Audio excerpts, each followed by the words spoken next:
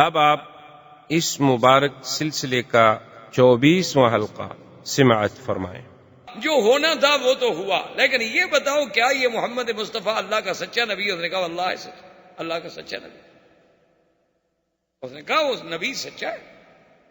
اس نے کہا اچھا یہ وہی محمد الرسول اللہ ہے جن کا ذکر تورات میں؟ نے کہا ہاں بالکل وہی محمد الرسول۔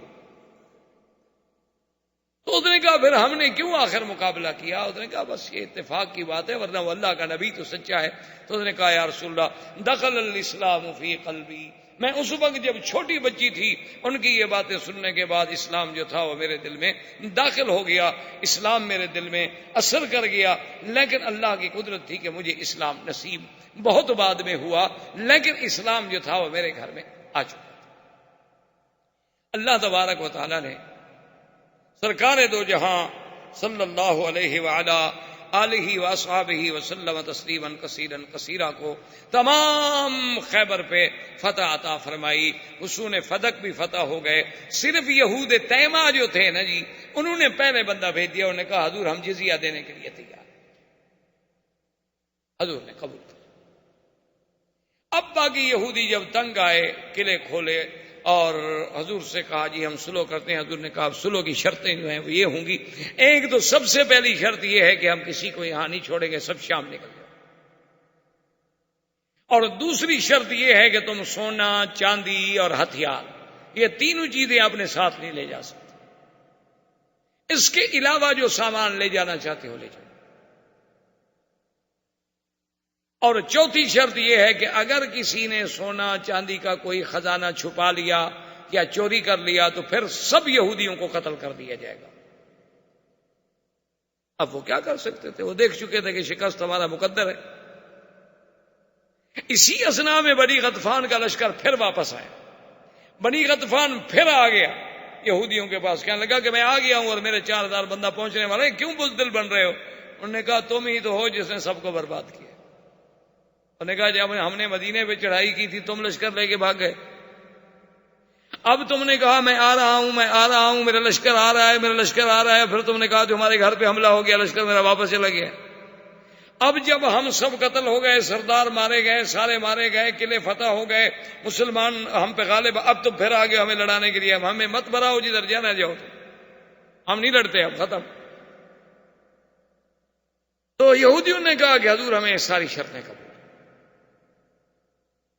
جب یہ ساری سلو ہو گئی تو یہودیوں نے ایک بات کی، انہوں نے کہا حضور ایک بات ہے۔ اب بات تو ہو گئی، ختم ہو گئی کہ آپ کامیاب ہو گئے، اللہ نے فتح دے دی، ہم نے شکست قبول کر لی، لیکن اتنے باغ اتنی زراعت آپ کے مسلمان نہیں جانتے، وہ نہیں کر سکتے ہیں زراعت۔ اگر آپ مہربانی کریں تو آپ اگر ہمیں خیبر میں رہنے دیں، اب ہم جو ہے وہ آپ کے نہ حلیف ہیں نہیں بلکہ اجیر، ہم گویا آپ کے ہاں مزدور ہیں۔ آپ نے آخر کسی کو تو مزارہ رکھنا ہے نا زمینوں کے لیے، تو ہم اپنے باغات کو زمینوں کو جانتے ہیں، آپ ہمیں ہی مزارہ رکھ لیں۔ حضور نے فرمایا دیکھو ہم مزارہ رکھتے ہیں، لیکن اگر کبھی کسی نے ایک مسلمان کو قتل کیا تو پھر پورے یہودیوں کو قتل کیا جائے۔ انہوں نے کہا جی یہ شرط ہمیں قبول ہے۔ حضور نے فرمایا ٹھیک ہے، تم زمینیں کاش کرو، سب کچھ کرو، آدھا پھل تمہارا آدھا مسلمان۔ اسی اثنا میں ایک عورت جس کا نام زینب تھا، بعض روایات میں ہے کہ فاطمہ تھا، یہودی تھی، وہ آئی حضور کی خدمت میں، اس نے کہا کہ یا محمد صلی اللہ علیہ وسلم، اب اللہ نے آپ کو فتح دے دی، عزت دے دی، لیکن یہ بڑی بات ہے کہ جیتنے کے بعد بھی آپ نے پھر ہمیں زمینیں دے دی واپس، یعنی جنگ جیت کر۔ اب تو چاہتے آپ ہمیں قتل کر دیتے، جلا وطن کر دیتے، نکال دیتے، لیکن سب کچھ کے بعد آپ کہتے ہیں کہ آدھا پھل بھی ہم دیں گے، اتنی رعایت کر رہے ہیں۔ تو میرا دل کرتا ہے میں آج آپ کی دعوت پکا کے لاتی ہوں، میری دعوت قبول فرمایا۔ حضور نے فرمایا لے آؤ۔ اس نے پوچھا کہ حضور صلی اللہ علیہ وسلم کو کیا پسند ہے؟ تو صحابہ نے بتلایا کہ حضور صلی اللہ علیہ وسلم کو بکرے کا گوشت اور خاص طور پر اس کے اگلے حصے، اگلے جو دو چوڑے ہوتے ہیں وہ زیادہ پسند، اور کتف جو ہے حضور صلی اللہ علیہ وسلم کو پشت جسے کہتے ہیں وہ زیادہ پسند۔ اس نے اس میں زہر ڈالا، گوشت پکایا اور گوشت پکا کے حضور صلی اللہ علیہ وسلم کے سامنے لے آئی. صحابہ بھی بیٹھے ہوئے تھے. حضور پاک نے فرمایا اچھا کھاؤ. بشر بن البرا جو تھے انہیں نوالا لیا، حضور پاک نے بھی نوالا لیا، اور اس کے بعد انہوں نے کہا پھول کو روکو روکو روکو روکو، انہا مسمومۃ، اس میں زہر ہے. لیکن بشر وہ لقمہ کھا گئے، حضور بھی تھوڑا سا چکھ بیٹھے. حضور نے فرمایا بلاؤ. بلایا گیا. آپ نے فرمایا اس میں کیا ہے؟ اس نے کہا یا رسول اللہ زہر ہے. لیکن آپ کو کیسے پتا چلا ہے؟ آپ نے فرمایا مجھے اس بکری کے گوشت نے بتلایا ہے کہ لا تاکلنی یا محمد، مجھے مت کھاؤ، انا مسموم، میں زہریلا ہوں. لیکن بشر بیچارے نے چونکہ نوالا نگل لیا تھا، اس پر زہر کا اتنا اثر ہوا کہ اسی وقت ان پہ شلل ہو گیا، ان پہ فلج کر دیا، اور 1 سال کے بعد وہ بیچارے شہید ہو گئے. اور اسی کے جرم میں حضور نے اس عورت کو سزائے قتل دی. اسی اسنا میں ایک مسلمان نے آ کر بتایا، اس نے کہا کہ یا رسول اللہ ان نے آپ کے ساتھ معاہدہ کیا ہے کہ ہم سونا چاندی جو ہے نہیں چھپائیں گے. وہ ان کا سب سے بڑا سردار جو ہے کنانہ ابن ابی الحقیق، اس نے تو خود سونا چاندی چھپایا ہوا ہے اپنے قلعے میں، ہمیں نہیں بتلایا. حضور پاک جب گئے خزانہ ملا، کنانہ ابن ابی الحقیق کو بلایا. اس نے کہا ہاں یا رسول اللہ میں نے غداری کی ہے. آپ نے فرمایا اگر غداری کی ہے تو غدار کی سزا موت ہے. اس کو حضور صلی اللہ علیہ وسلم نے قتل کی سزا جاری کر دی. اور حضور صلی اللہ علیہ وسلم خیریت کے ساتھ عازم مدینہ منورہ ہوئے کہ اللہ نے خیبر میں فتح عطا فرما دی. اب مکے والے جو تھے وہ انتظار میں تھے کہ ہمیں پتہ نہیں چل رہا کہ خیبر کا کیا ہوا. ایک آدمی تھا حجاج ابن علات، وہ آیا مسلمان ہو گیا. اس نے کہا حضور میں اسلام تو لے آیا ہوں لیکن میرا بہت سارا پیسہ پھنسا ہوا ہے مکے میں، اگر اجازت ہو تو میں جا کر اپنا پیسہ اپنا مال وغیرہ تو مکے والوں سے وصول کر لوں. حضور نے فرمایا اجازت. نے کہا حضور اجازت دے رہے ہیں تو مجھے تو وہاں یہ نہیں بتانا ہوگا کہ میں مسلمان ہو گیا ہوں. میں نے بتا دیا پھر میرا مال کون دیتا ہے؟ اور پھر مجھے کچھ جھوٹ ووٹ بھی بولنا پڑے گا. حضور نے کہا اپنے مال کے لیے، اپنے حق وصول کرنے کے لیے اس قسم کی باتوں کو جھوٹ نہیں کہا جا سکتا، یہ ہیلا ہے، ایک بہانہ ہے. وہ جناب مکے میں پہنچا، مشرکین انتظار میں تھے. انہوں نے پوچھا کہ ہاں تم آئے ہو خیبر سے، بتلاؤ کیا پیچھے ہے تمہارا؟ انہوں نے کہا خوش ہو جاؤ مکے والو، اسرا محمد مصطفیٰ قید ہو گئے اور خسر مسلمان سب شکست کھا. حضور خود قید ہو گئے، وہ لا رہے ہیں ابھی مکے میں تمہارے حوالے کرنے کے لیے. اور نے کہا جی کمال ہے یار، تم نے تو ایسی خوشخبری ہمیں سنائی ہے نا کہ بس ہم تو کل حفل منائیں گے، اور جناب مبارکیں اور دعوتیں اور پارٹیاں اور رقص و سرود شروع ہو گئے. اس نے کہا بابا بات سنو، مہربانی کرو جلدی سے میرا مال واپس کرو، مسلمانوں کو شکست ہو گئی ہے، مدینے میں مال بیچ رہے ہیں، میں جلدی جا کے ان کا مال خریدنا چاہتا ہوں. وہ کہتا ہے کہ جناب جس مال کی مجھے مہینوں میں ملنے کی امید نہیں تھی. انہوں نے کہا تم نے ایسی خوشخبری سنائی ہے، رات لو سارا مال. ایک رات میں سارے پیسے جمع کر کے دے دیے. لیکن حضرت عباس جب وہاں تھے، یہ مکے میں تھے اس وقت، تو ان کو جب یہ پتہ لگا کہ حضور قید ہو گئے، مسلمانوں کی شکست ہو گئی، تو وہ اتنے ان پہ صدمہ ہوا کہ وہ بیچارے چارپائی سے لگ گئے.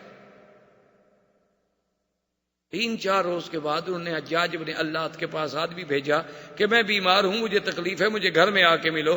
حجاج بن علات جب جا کے گھر میں ملا تو عباس جو ہیں وہ بڑے پریشان ہیں. اور نے کہا سیدھی سیدھی بات بتاؤ، میرے اوپر تو صدمے کا پہاڑ ٹوٹ پڑا ہے، 1000 اختلافات ہوں، لیکن آخر محمد مدنی قید ہو گئے، آخر حضور کے چچا ہے. اس نے کہا بات سنو، یہ راز رکھو گے؟ سردار ہو دیکھو بات دل میں رکھنا. اس نے کہا دل میں. انہوں نے کہا میں تو خود مسلمان ہو گیا ہوں، کوئی قید نہیں ہوا. وہ تو یہود تباہ برباد ہو گئے، وہ تو سارے قلعوں پر مسلمانوں کے پرچم لگ گئے، مسلمانوں کو فتح ہو گئی. یہود کوئی شام چلے گئے، کوئی جزیہ دینے پہ آ گئے، کوئی وہاں نوکر بن کے کھیتی باڑی کر رہے ہیں، اور حضور خیریت سے مدینے جا رہے ہیں. یہ تو میں نے اپنا مال وصول کرنے کے لیے جھوٹ بولا ہے. اس نے کہا اچھا ٹھیک ہے چلو بس میں کسی سے بات نہیں کروں گا. اس کے بعد یہ مال لے کے نکل پڑا، اور دوسرے دن یہ خبر سننے کے بعد حضرت عباس تو فوراً ٹھیک ہو گیا. وہ تو ایک نفسیاتی حملہ تھا. خوشی میں آپ نے لباس پہنا، غسل کیا، عطر لگایا، بڑا اچھی پوشاک پہنی اور کعبے کا طواف. جب کعبے کا طواف کیا تو باقی جو کافر تھے وہ آئے، کہنے لگے اچھا عباس یار بڑے بہادر ہو، تمہارے اتنے رشتہ داری، اتنی قرابت داری، اور حضور قید ہو جائیں اور سارے تمہارے رشتہ دار شہید ہو جائیں، قتل ہو جائیں، اور تم پھر بھی آج بڑے اچھا اعلیٰ لباس پہن کے طواف کر رہے، یار واقعی اتنی موت پر، اتنے صدمے پر برداشت کرنا عباس تمہارا کام ہے۔ اس نے کہا سنو، ولا اسرا ولا قتل شہید، نہ حضور قید ہوئے اور نہ کوئی قتل ہوا، یہودی ختم ہو گئے۔ کیا کہہ رہے ہیں؟ انہوں نے کہا میں ٹھیک کہہ رہا ہوں۔ 2 دن گزرے تو جناب ان کو خبر پہنچی کہ خیبر تو اجڑ گیا، وہ تو مسلمان نے فتح کر لیا ہے۔ انہوں نے کہا حجاج کو ڈھونڈ، حجاج تو مدینے پہنچ گیا، تو راستہ طے کر گیا، 4 دن کا سفر کر گیا، وہ کہاں ہاتھ آتا۔ اللہ تبارک و تعالیٰ نے حضور پاک صلی اللہ علیہ وسلم کو بخیریت وہ جو وعدہ کیا تھا کہ فتحً قریبا اور مغانما، ہم آپ کو ایسا مال غنیمت دیں گے کہ خیبر جس میں صرف ایک علاقے میں 4000 تو صرف کھجور کا درخت تھا، صرف ایک علاقے میں، سونا چاندی زمین زراعت کھجور، اتنی بڑی غنیمت اللہ نے عطا فرمائی اور کامیابی عطا فرمائی۔ وآخر دعوانا ان الحمدللہ رب العالمین۔ برادران اسلام،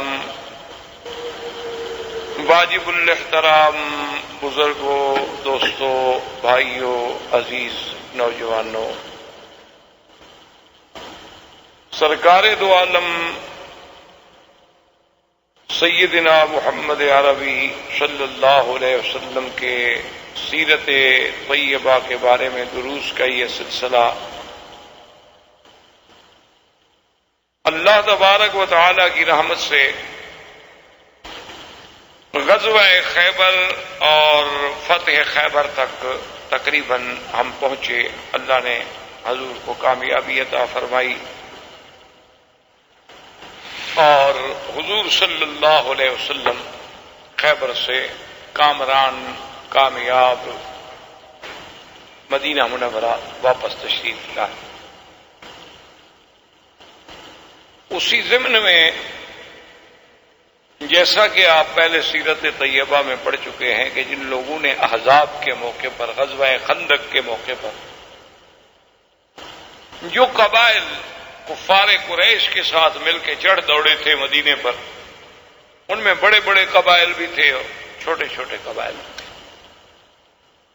تو حضور صلی اللہ علیہ وسلم نے چونکہ حدیبیہ میں قریش کے ساتھ تو صلح ہو گئی اور کچھ لوگ جو تھے وہ قریش کے حلیف بن گئے اور کچھ قبیلے جو تھے وہ حضور صلی اللہ علیہ وسلم کے حلیف بن گئے۔ ان میں تو بہرحال اب لڑائی کا امکان نہ رہا، چونکہ 10 سال کے لیے معاہدہ ہو گیا کہ ہم آپس میں نہیں لڑیں۔ لیکن جو قبائل نہ تو قریش کے حلیف بنے نہ حضور صلی اللہ علیہ وسلم کے حلیف بنے اور انہوں نے احزاب میں شرکت کی تھی، تو ان کو ادب سکھانے کے لیے حضور نے مختلف سرایا بھیجا تاکہ آئندہ کسی قبیلے کو جرأت نہ ہو کہ بھی جب تمہارے ساتھ ہمارا اختلاف ہی نہیں، تمہارے ساتھ ہماری جنگ ہی نہیں ہے، اگر قریش ہمارا مقابلہ کرنا چاہتے ہیں اور تم وہاں سے خام خواہ ان کے ساتھ مل جاتے۔ اس لیے کئی سرایا ہیں، سریہ، معرکہ اور غزوہ۔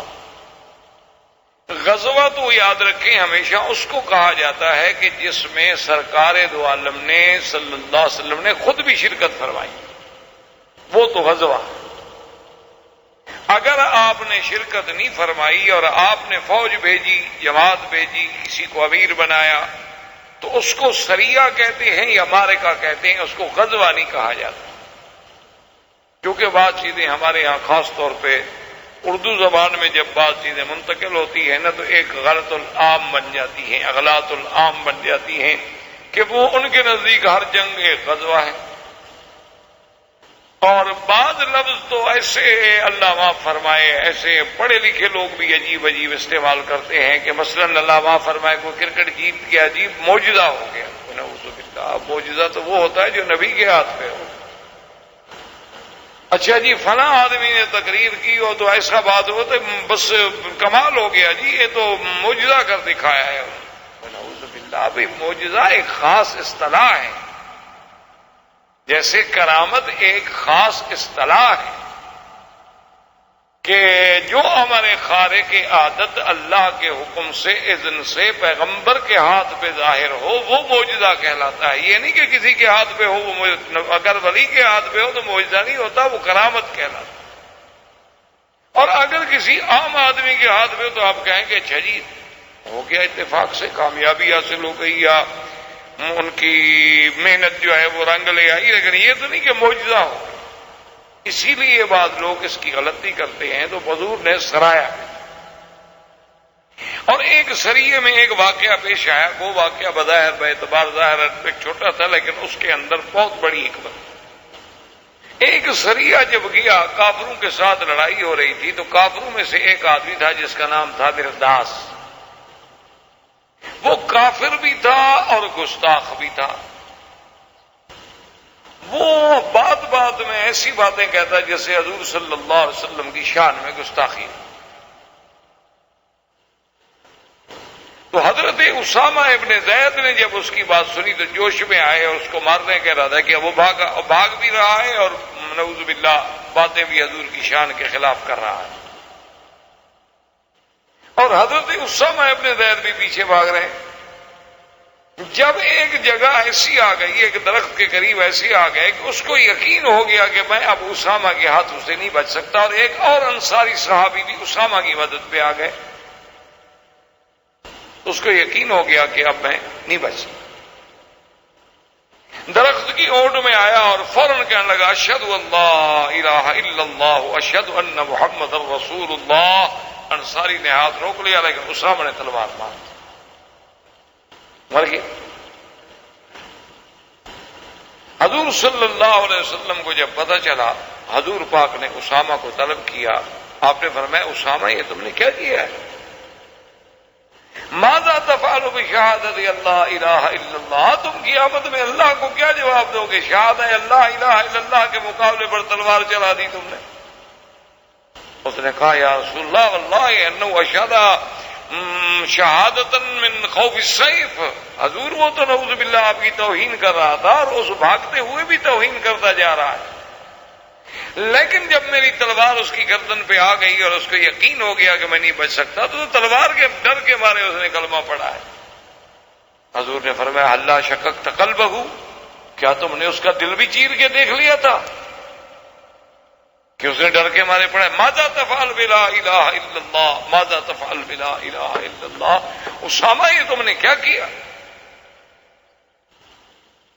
تو اس سے یاد رکھیں کہ ایک کتنا عظیم درس ملتا ہے کہ بھئی کلمے پڑھنے والے کو بلا وجہ کافر نہ کرو، کیونکہ ہمیں شریعت حکم دیتی ہے ظاہر کا.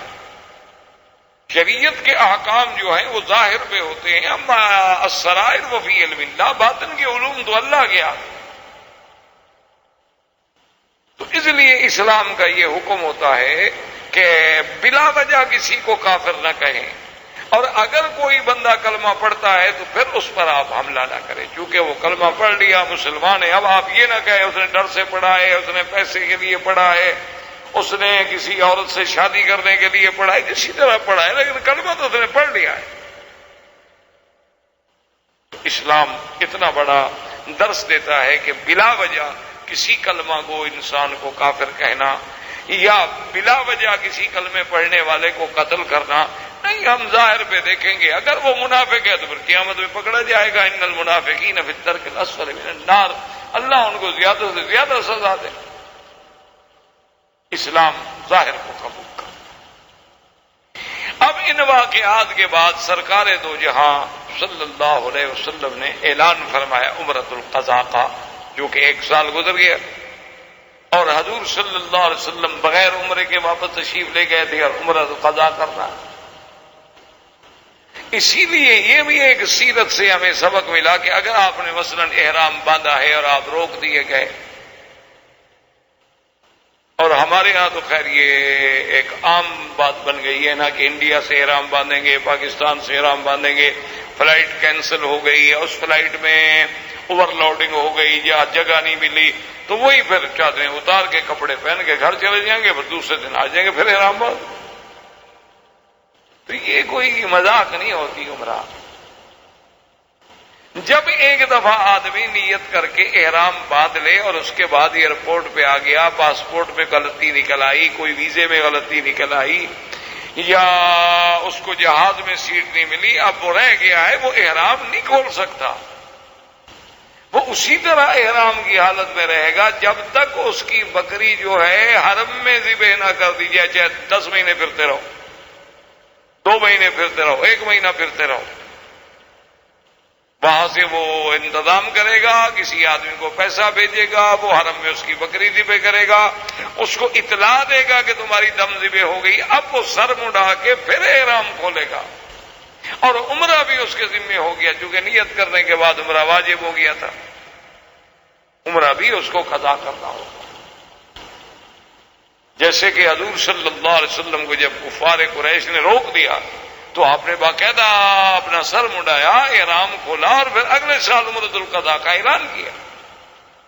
یہ شریعت مذاق نہیں ہوتی کہ گھر سے احرام باندھ لیا، اچھا جی جدے میں احرام باندھا، گھر میں 2 رکعت پڑھی، نیت کی، لبیک پڑھی، ایئرپورٹ اپنا اڈے پہ آئے، بس نہیں ملی، ٹیکسی کام کی نہیں ملی، اچھی موٹر نہیں ملی، دوست نہیں ملا، کپڑے اتارے گھر چلے گئے، اور تم تو احرام میں ہو،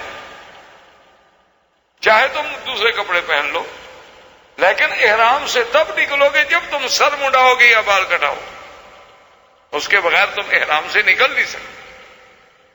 اور اسی طرح ایک حدیث مبارک میں یہ بھی ہے حل کہ اگر تم اپنے ملک سے چل رہے اور تمہیں خطرہ ہے کہ میں رستے میں روک دیا جاؤں، تو اسی وقت اگر نیت میں آدمی کہہ لے کہ محلی ہے سو حبستنی، میرا اللہ میرا وہی مقام ہوگا جہاں تو مجھے روک دے، تو پھر جہاں روکا جائے پھر وہی بکری ذبح کر سکتا۔ لیکن امام ابو حنیفہ رحمۃ اللہ علیہ پھر بھی نہیں مانتے، وہ کہتے ہیں کہ نہیں، بکری حرم میں ذبح ہوگی، چونکہ یہ نص سے قطعی ہے، وہ کہتے ہیں یہاں قرآن آ جائے پھر ہم ادھر ادھر نہیں جا سکتے، کہ ہدین بالغ الکعبہ، بکری جو حرم کے ساتھ نسبت ہو جائے وہ کعبے میں پہنچے، حتیٰ یبلغ الہدی محلہ، کہ ہدی کے جانور کو اس کے مقام پہ پہنچا۔ تو بہرحال حضور صلی اللہ علیہ وسلم نے جب اعلان فرمایا عمرۃ القضاء کا، تو 1400 آدمی تو وہ تھے نا جن کا عمرہ رہ گیا، اور 600 آدمی اور بھی تیار ہو گئے، تو 2000 آدمی کا قافلہ جو ہے وہ عمرۃ القضاء کے لیے مدینہ منورہ سے روانہ ہوا۔ حضور نے حکم دیا کہ ہتھیار رکھو، ہتھیار ساتھ۔ حضرت ابو بکر آئے، حضرت عمر آئے، انہوں نے کہا یا رسول اللہ بیننا و بینہم عہد، ہمارا اور قریش کا عہد ہے کہ ہم جب عمرہ کرنے آئیں گے تو ہتھیار نہیں لائیں گے، صرف تلوار، اور آپ حکم دے رہے ہیں کہ ہتھیار رکھ لیں۔ بیننا و بینہم عہد، حضور پاک صلی اللہ علیہ وسلم نے فرمایا، آپ نے فرمایا کہ یا ابا بکر انی اخاف الغدر من قریش، مجھے قریش پر اعتماد نہیں ہے، مجھے غدر کا خوف ہے کہ وہ دھوکہ کریں گے، اور اگر انہوں نے دھوکہ کر دیا تو پھر ہم کیا کریں گے؟ مسلمان کو بڑا حذر ہونا چاہیے، تیار ہونا چاہیے۔ مسلمان کبھی کافر پہ بھروسہ نہیں کر سکتا، جو کافر پہ بھروسہ کرتا ہے پھر وہ تو مسلمان ہی نہیں۔ مسلمان تو ہر وقت استعداد میں ہو۔ آپ نے فرمایا، حضرت عمر نے کہا حضور وہ تو بالکل ٹھیک ہے، آپ کا فرمان آنکھوں پر، لیکن ہمارا ان کے ساتھ عہد یہ، آپ نے فرمایا عمر کیا کہہ رہے ہو؟ عہد یہ ہے کہ ہم عمرے میں، حرم میں، مکے میں ہتھیار لے کر نہیں داخل ہوں گے، لیکن ہم حرم کے باہر ہتھیار رکھ دیں گے۔ لیکن ایسا تو نہ ہونا کہ دشمن ہم پر حملہ کرتے تو ہم مدینہ منورہ سے ہتھیار لینے کیسے آئیں گے 450 میل؟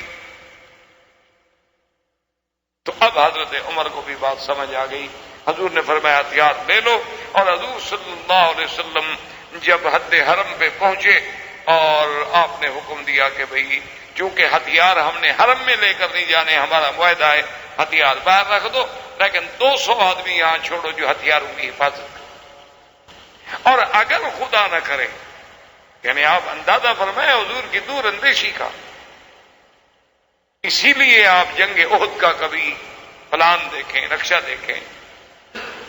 ابھی ایک بہت بڑے معروف جرنل تھے ہمارے پاکستان میں، بڑا نامور جرنل تھا، تو اس نے جنگ احد پہ باقاعدہ ایک کتاب لکھی اپنی ریٹائرمنٹ کے بعد۔ ریٹائر ہونے کے بعد جب وہ مدینہ منورہ آئے ان کو بھی عشق تھا حضور صلی اللہ علیہ وسلم سے، مسلمان کو تو عشق ہوتا ہے. تو وہ جب مدینہ منورہ میں آئے تو انہوں نے اس جنگی نقطۂ نظر سے پورے مدینے کا سروے کیا، پھر احد گئے، پھر احد میں وہ مواقع تلاش کیے کہ حضور پاک نے تیر اندازوں کو کہاں کھڑا کیا، اپنی فوج کہاں کھڑی کی، قریش کی فوج کہاں کھڑی تھی، سوار کہاں کھڑے تھے، اور خالد بن ولید نے کہاں سے حملہ کیا، اور یہ سارے واقعات جتنے اس کو حدیث و تاریخ کی روشنی میں ملتے تھے وہ سارے واقعات کو لیا اور پھر پورا نقشہ بنایا.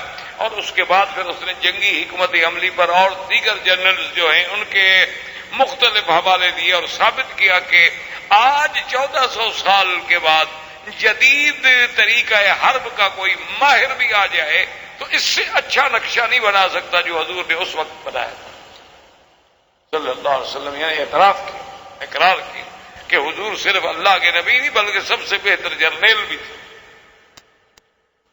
کہ اتنی اچھی تخطیط. اب دیکھیں نا کہ حضور صلی اللہ علیہ وسلم کی نظر جہاں گئی ابو بکر عمر کی نظر نہیں گئی کہ بھی قریش مکہ ہیں دھوکہ کرتے تو پھر ہم کیا کریں.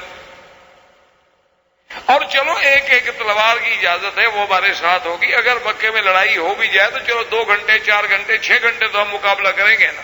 اچھا اب اگر ہم ہتھیار رکھ کے یہاں چلے جائیں اور 10 آدمی بٹھا دیں وہ آگے چھین لیں. اچھا وہ نہ بھی چھینے لیکن لڑائی ہو جائے تو 10 آدمی سارا ہتھیار اٹھا کے ہمیں کیسے پہنچائیں گے. آپ نے فرمایا نہیں 200 آدمی یہاں بیٹھے، حرم کے باہر بیٹھے رہو. اگر تمہیں پتہ لگے کہ کفار مکہ نے غداری کی ہے اور دھوکہ کیا ہے اور ہمارے ساتھ قتال شروع ہو گئی ہے تو فوراً ہتھیار لے کے ہمیں پہنچاؤ. اور اگر سنو کہ کوئی جھگڑا نہیں ہوا تو جو جماعت عمرہ کر لے گی ان میں سے پھر 200 آدمی ہم بھیج دیں گے، وہ آ کے پہرا دیں گے اور آپ جو ہے جا کے عمرہ مکمل کریں. حضور صلی اللہ علیہ وسلم تشریف لے آئے اور ابھی آپ حدود حرم میں داخل نہیں ہوئے تھے کہ ابو سفیان کا وفد پہنچا. اس نے کہا یا رسول اللہ بیننا و بینک عہد، کہ آپ سلاح نہیں لائیں گے، ہمیں پتہ لگا ہے کہ آپ ہتھیار لے کے آئے ہیں. ہم نے فرمایا ہتھیار دیکھ لو خارجی حرم رکھ دیے، ہم حرم میں نہیں لا رہے. اب چپ ہو گئے، حل کوئی نہیں. تو ابو سفیان نے اپنے دوستوں سے مشورہ کر کے ایک بات سوچی اور اس کا آ کے اعلان کر دیا مکے میں کہ مکے والوں فوراً اپنے گھروں سے چھوڑ کے نکل جاؤ اور پہاڑوں پہ چلے.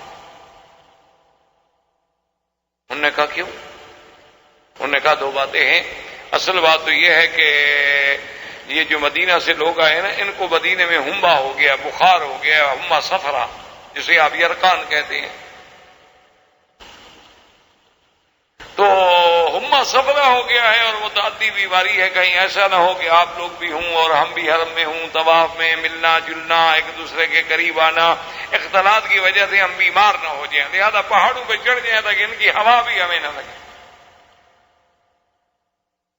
اور دوسری بات یہ ہے کہ بھی ہم اوپر سے بیٹھ کے ان کا پورا جو ہے وہ نظارہ بھی کر سکتے ہیں، دیکھ بھی سکتے ہیں کہ کس حالت میں. تو انہوں نے کہا کہ ہاں ہما یسرب ہما یسرب ہما یسرب، اور بھاگ گئے.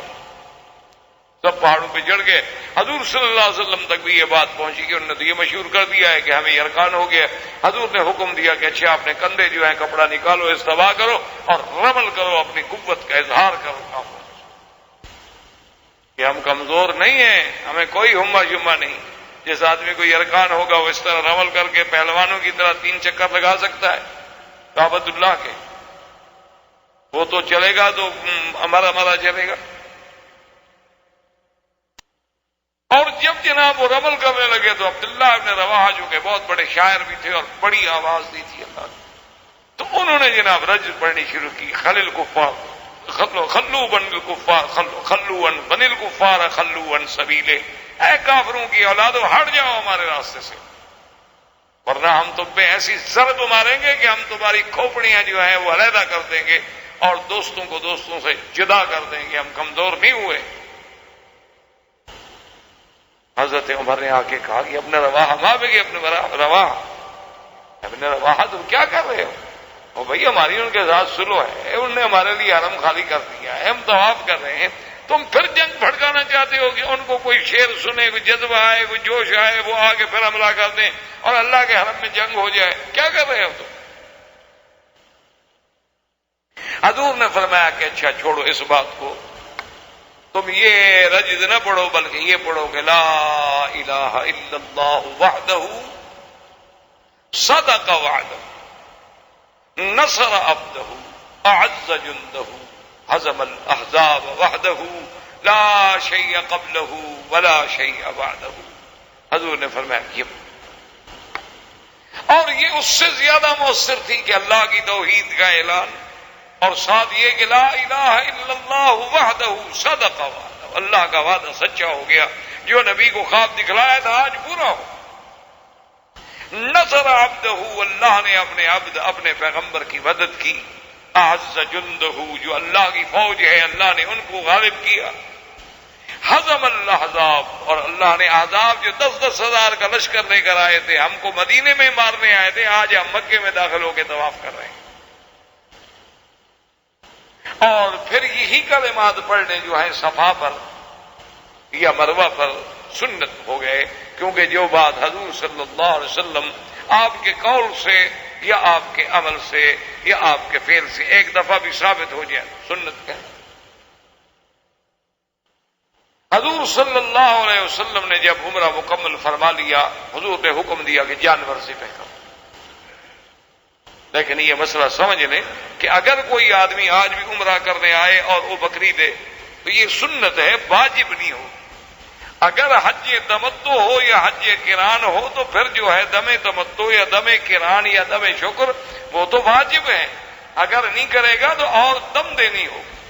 لیکن اگر کوئی آدمی عمرے پہ آئے لیکن پھر بھی وہ جانور ساتھ لے آئے یا یہاں آ کے بکری خرید کے 1 2 4 10 بکرے کر دے تو یہ سنت، کیونکہ حضور صلی اللہ علیہ وسلم نے عمرے پر آتے وقت اور عمرے سے فارغ ہوتے ہوئے بھی آپ نے قربانی فرمائی.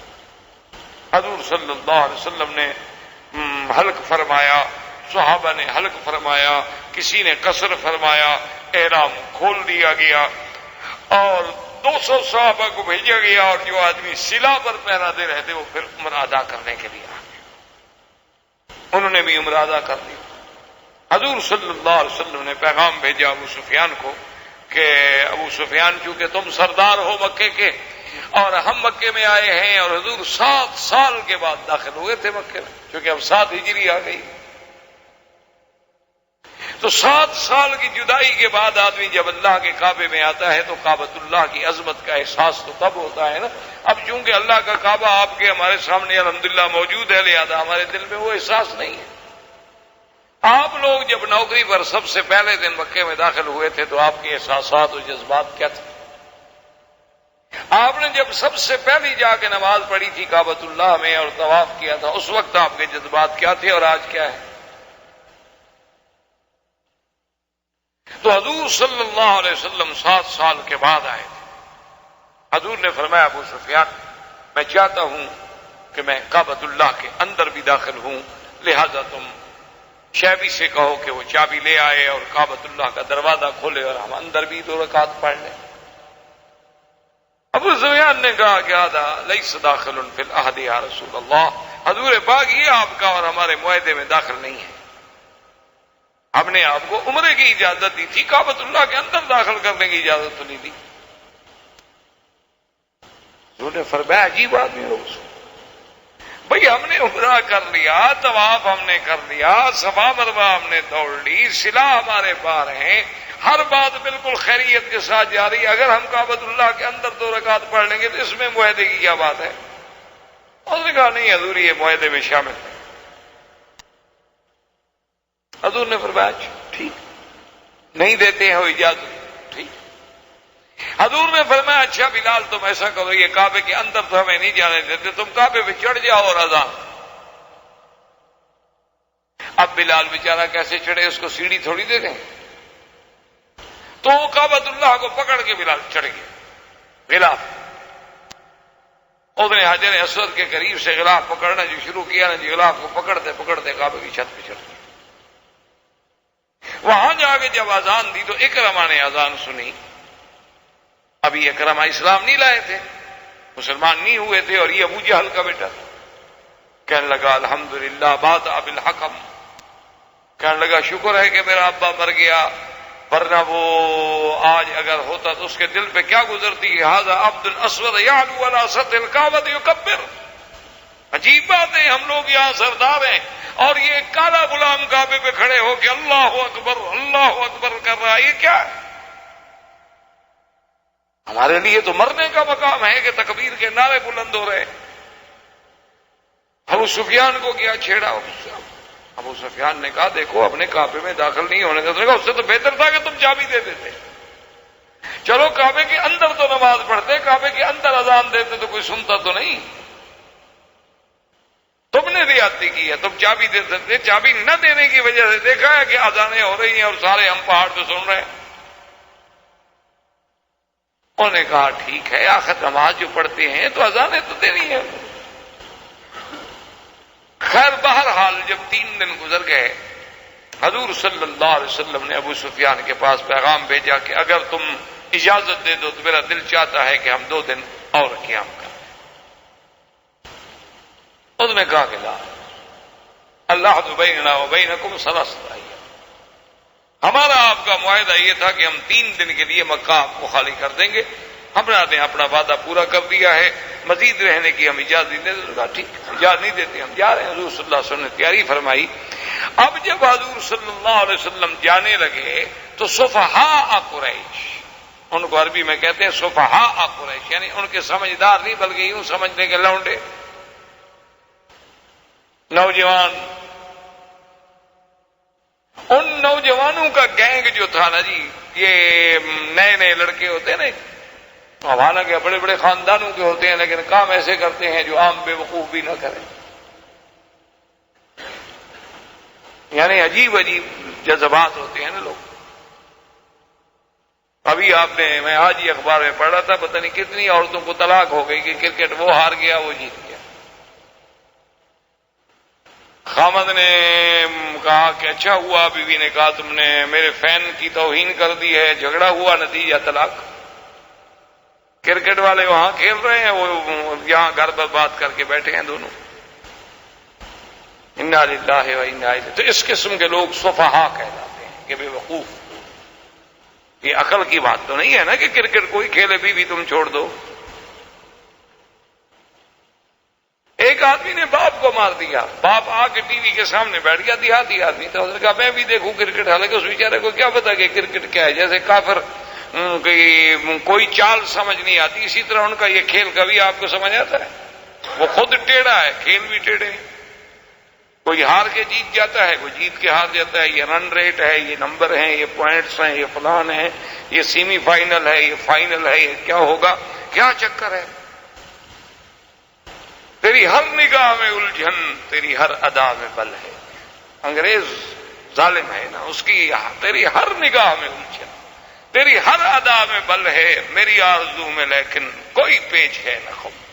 اے مسلمان ہے، سیدھا کھیلنا ہے، آؤ تلوار پکڑو، بات کرو. یہ کون سی بہادری ہے کہ آپ یہاں سے بٹن دبائیں، ریموٹ کنٹرول کے ذریعے میزائل پھینک دیں. یہ بہادر قوم اسی طرح لڑتی ہے. دیکھا نہیں بہادر قوم ویتنام میں کیسے لڑی تھی، کیسے دم دبا کے بھاگی. ان کا 200 سپاہی میدان میں مر جائے نا، یہ تو ملک چھوڑ کے بھاگے. اتنی بزدل ترین قوم. اب یہ تو میرا بھائی کوئی بہادری نہیں نا. ہم یہاں محفوظ بیٹھے ہوئے ہیں اور جناب ہمارے سامنے نقشے بنے ہوئے ہیں اور ہر چیز جو ہے وہ زاویے پہ سیٹ ہے، اور یہاں بیٹھے بیٹھے صاحب نے بٹن دبایا اور یہاں سے ایک میزائل اڑا اور اس نے جا کے وہاں جناب تباہی ڈال دی.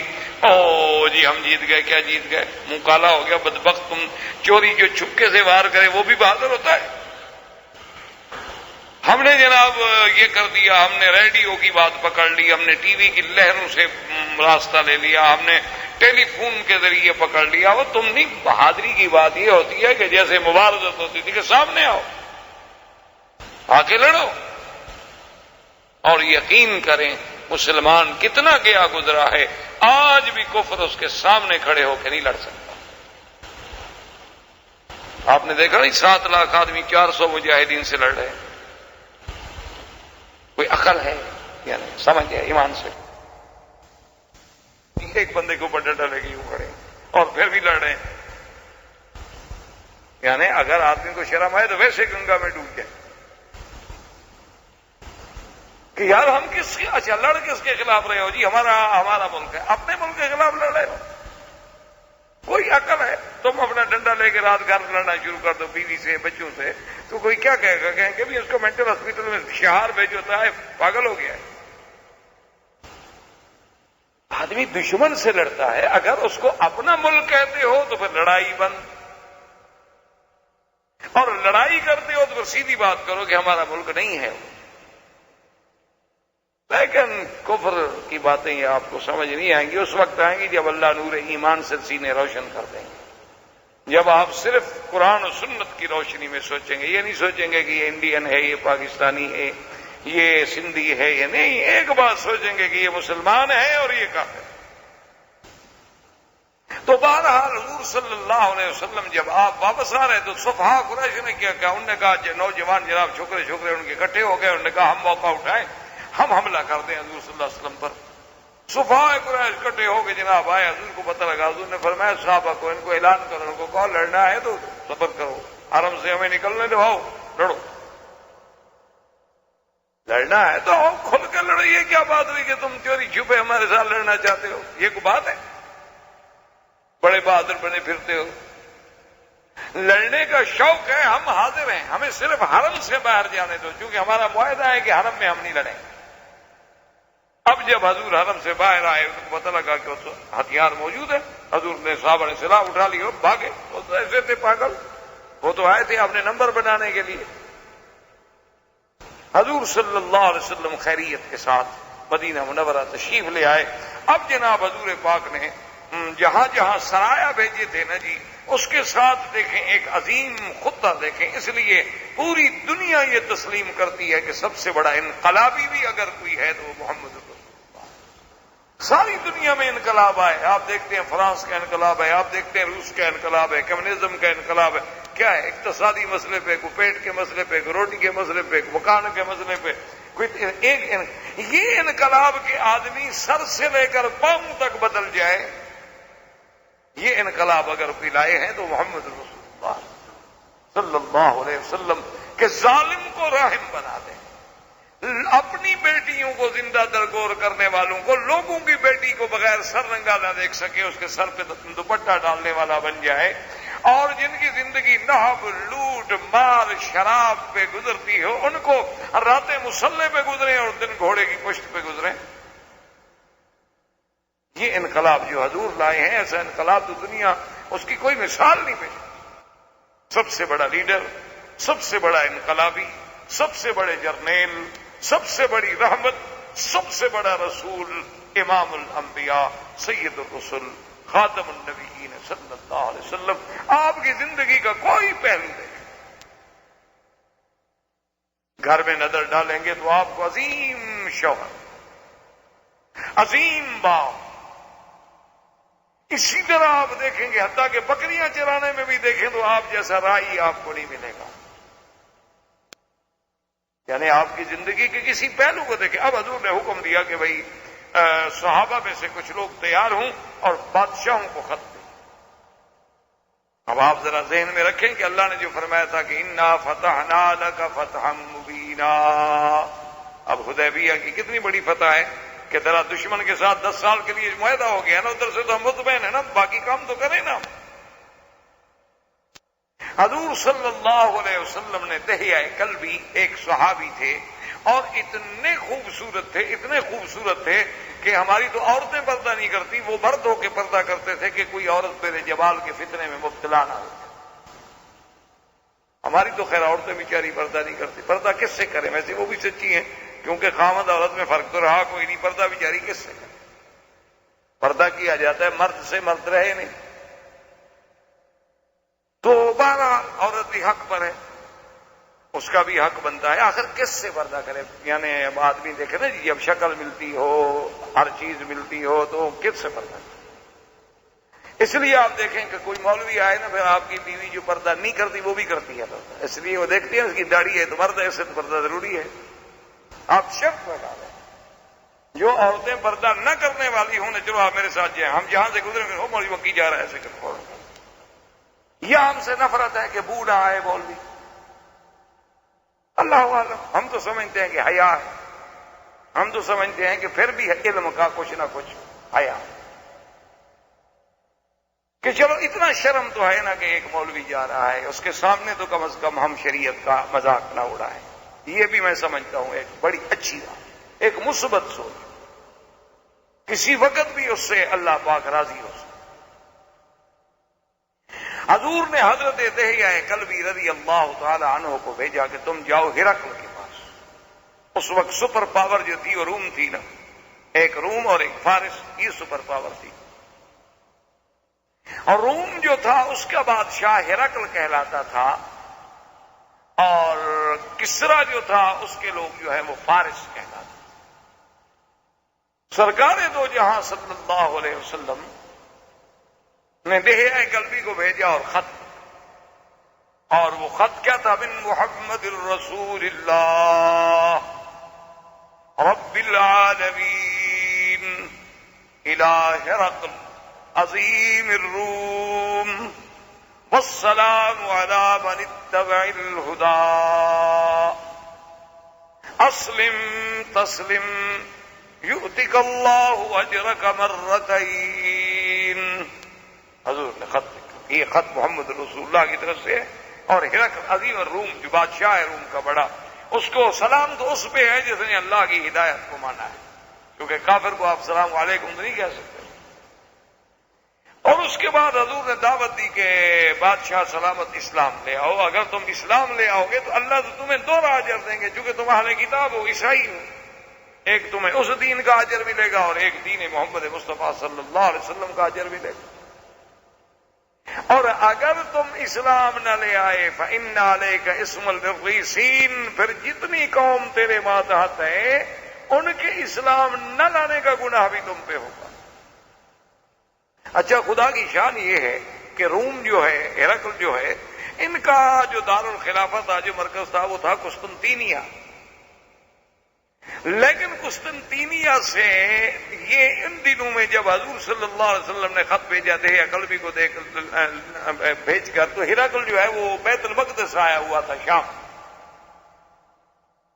اس کی وجہ یہ تھی کہ اس نے ایک منت مانی تھی کہ اگر میں بیت المقدس کو فتح کر لوں تو میں اس میں فلاں مقام سے پیدل چل کے داخل ہوں گا، تو وہ اپنی منت پوری کرنے کے لیے پیدل چل کے بیت المقدس میں آیا ہوا تھا۔ اچھا، اور اللہ کی قدرت کا نظارہ دیکھیں کہ راستے میں اس نے خواب دیکھا، جب وہ آ رہا تھا پیدل بیت المقدس کو، تو جب رات ہوئی سو گیا تو رات میں خواب دیکھا۔ خواب دیکھتا ہے کہ بعض لوگ ہیں جو مختون ہیں، مختون مانا ختنہ جن کا ہوتا ہے، وہ آتے ہیں اور میرے ملک پہ قبضہ کرتے ہیں۔ یہ خواب دیکھا تو گھبرا گیا، کہ مختون کون ہوتے؟ اس نے اپنے قسیسین کو بلایا، قصائص کو بلایا، قساطر کو بلایا، علماء جو تھے ان کے بڑے بڑے ان کو بلایا، اور سب کو بلانے کے بعد اس نے کہا کہ میں نے ایسے خواب دیکھا ہے، یہ مختون لوگ کون ہیں؟ انہوں نے کہا جی یہودی بھی خطرہ بیٹھتے ہیں۔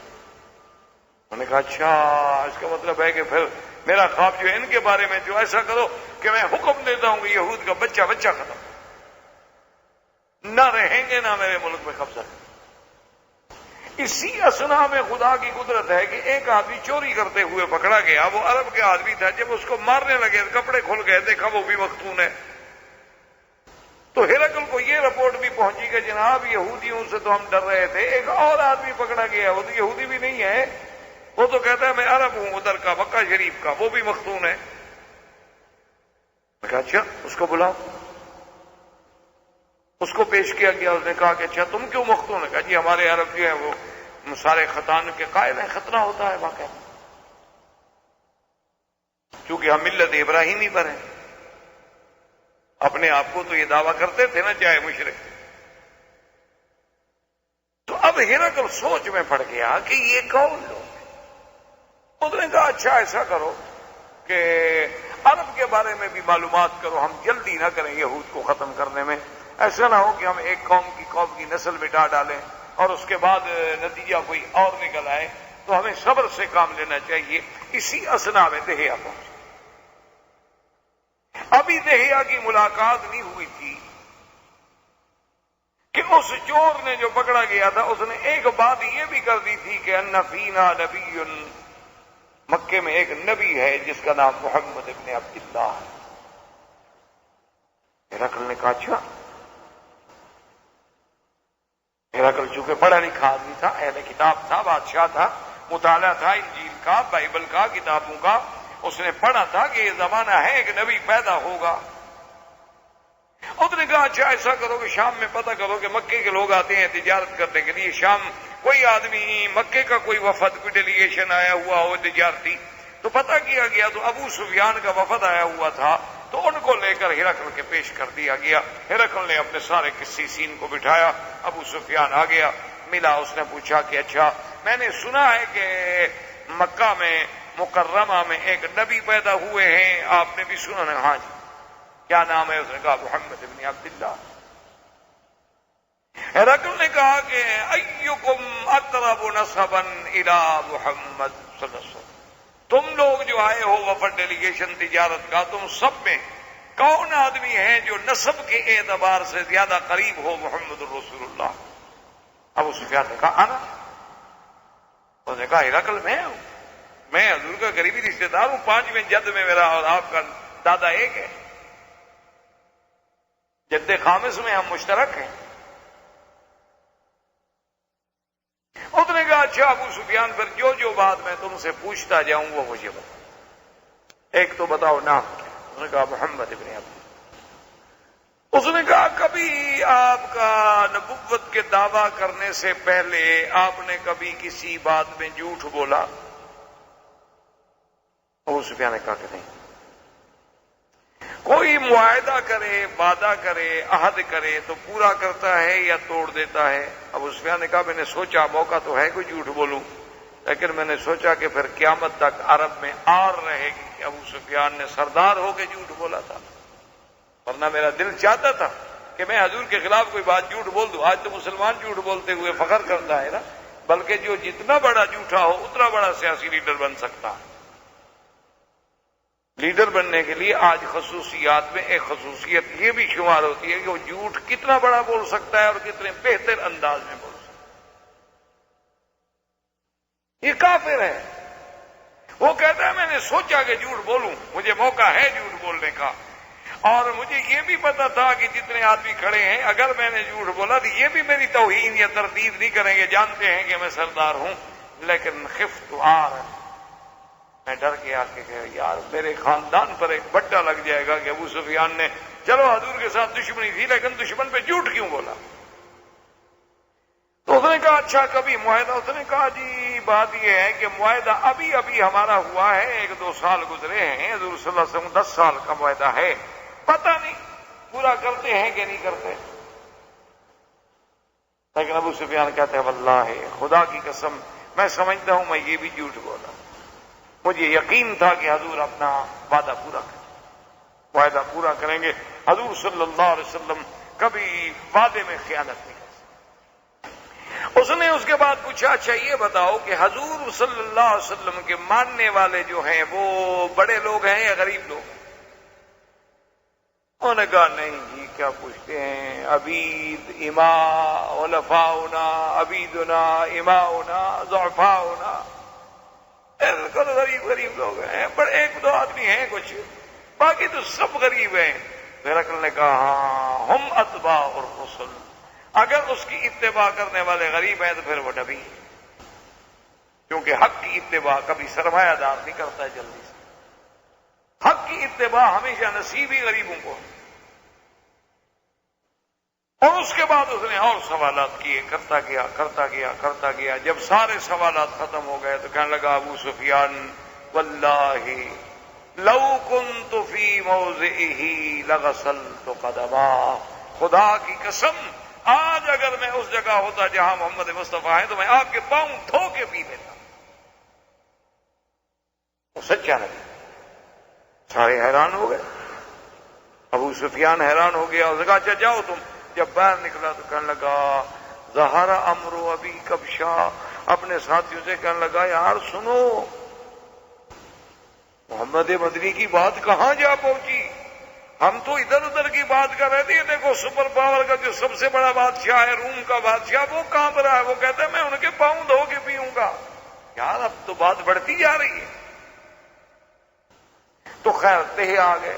دہیا نے آ کے جب خط دیا تو جب ہرقل نے خط پڑھا حضور خط رونے لگے. اس نے کہا دہیا ایک بات کرو، میں آخر بادشاہ ہوں، اتنا جلدی میں کوئی فیصلہ نہیں کر سکتا. تم کساتر ہمارا جو سب سے بڑا عالم ہے نا، اس کے پاس یہ خط لے کر جاؤ. اس کو پوچھو کہ ہرقل کہتا ہے تمہاری کیا رائے ہے. جب کساتر کے پاس خط لے کر گئے، اس نے جب خط پڑھا تو اس نے کہا اشہد ان لا الہ الا اللہ واشہد ان محمد الرسول اللہ. میں تو بھائی اسلام لے آیا، میں تو مانتا ہوں سچا نبی. اب ان کا سب سے بڑا آدمی جو تھا وہ مسلمان ہو گیا. اس نے اپنے باقی علماء کو بلایا. اس نے کہا دیکھو میں اسلام لا چکا ہوں، اسلام قبول کرو.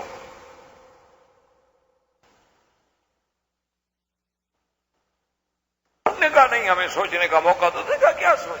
تم نے جو کتابوں میں پڑھا ایک ایک علامت، ایک ایک نشانی جو ہے وہ محمد مدنی پہ سچی ہو. اب فکر کس بات کی؟ ہم عالم ہیں، ہمارا کام ہے کہ حق بات ملے تو اتباع کریں. انہوں نے کہا ہمیں سوچنے دو. دوسرے دن ہرقل نے سب قسیسین کو بلایا، قساطرہ کو بلایا، سب کو بلا کے اور آپ جو ہے اس نے بڑا اہتمام کیا. ایک مقام تھا، مسجد تھی، اور بڑے پیرے کے ساتھ کھڑا ہوا اور وہاں سے آ کے ظاہر ہوا. اس نے کہا کہ دیکھو تم علماء ہو اور دروازے محل کے بند کرا دیے. اس نے کہا تم علماء ہو، میں نے جو کتابیں پڑھی ہیں، میں نے جو کتب متقدمہ کا مطالعہ کیا ہے، میں اس بات پہ پہنچا ہوں کہ یہ محمد عربی سچا نبی ہے. اور تم سب گواہ ہو جاؤ اشہد ان لا الہ الا اللہ واشہد ان محمد الرسول اللہ. میں مسلمان ہوتا ہوں. اب جو کسی سین بیٹھے ہوئے تھے نا جی، پہلے تو کوشش کی کہ ہم بھاگیں، آگے دروازے بند تھے. انہوں نے کہا کہ اے واللہ لا نترک دین المسیح، ہم حضرت عیسیٰ کا دین نہیں چھوڑ سکتے. اور اسی اسنا میں انہوں نے اپنا جو بڑا عالم تھا نا، جو پہلے کلمہ پڑھ چکا تھا، اس کو بھی قتل کر دیا. جب ہرقل نے دیکھا کہ یہ اتنے شدید ہے کہ انہوں نے اتنے بڑے عالم کو مار دیا، تو یہ بادشاہ کو کب چھوڑے گا. تو اس نے کہا یار تم بے وقوف ہو، میں تو تمہارا امتحان لینے کے لیے کلمہ پڑھ رہا تھا، میں مسلمان تھوڑا ہو گیا ہوں. میں تو دیکھنا چاہتا تھا کہ تم اپنے دین پہ کتنے پکے ہو. بڑے خوش ہو گئے. اس کے بعد دروازہ کھل گیا، واپس چلے گئے. اور اس کے بعد اس نے دہیا کو بلایا. اس نے کہا کہ دیکھو بات یہ ہے کہ میری طرف سے حضور کو یہ بتا دینا کہ میں نے کلمہ پڑھا ہے اشہد ان لا الہ الا اللہ اشہد ان محمد الرسول اللہ. اور ہدایہ دیے اور بڑی بڑی قیمتی چیزیں دیں اور حضرت دہیا کو بڑی عزت کے ساتھ روانہ کیا. سرکار دو جہاں کے بعد جب دہیا آئے، ساری بات سنائی. آپ نے فرمایا کذب اللہ، اس اللہ کے دشمن جھوٹ بولا، اسلام نہیں لایا. اس کا دل تھا کہ میں اسلام لے آؤں، لیکن اپنے اقتدار کو بچانے کے لیے مرتد ہو گیا. واللہ کوئی اس کا اسلام. اسی اسنا میں حضور صلی اللہ علیہ وسلم نے اپنا جو ایک وفد ہے عمر ابن العاص کو بھیجا عمان، اور ایک صحابی کو بھیجا بحرین. ایک صحابی کو آپ نے وفد بھیجا نجاشی کے پاس. ایک صحابی کو آپ نے بھیجا بازان کے پاس. ایک صحابی کو آپ نے بھیجا ابی شمر کے پاس. ایک صحابی کو آپ نے بھیجا سید غسان کے پاس. ایک صحابی کو آپ نے بھیجا کسرا کے پاس، فارس کے پاس. لیکن یہ وہ کسرا ہے کہ جب حضور کا خط آیا نا، خط پڑھنے لگے کہ من محمد رسول اللہ الى کسرا عظیم فارس. اس نے کہا اچھا قدم اسمہ علی اسمی، آپ نے اپنا نام پہلے لکھا اور میرا نام بعد میں لکھا ہے، اس سے میں خط پڑھ. اس کہا جاؤ، میں نہیں مانتا. حضور کو جب اطلاع ملی، آپ نے کہا اللہم مزقہ ومزق ملکہ، یا اللہ اس نے تیرے نبی کے خط کی توہین کی ہے، اس کو بھی ٹکڑے ٹکڑے کر دے اور اس کے ملک کو بھی ٹکڑے. اور اللہ نے پھر ایسا ٹکڑے کیا کہ تاریخ اٹھا کے دیکھیں کہ پھر امان ہی ملی، ٹکڑے ٹکڑے ہو گیا کس طرح.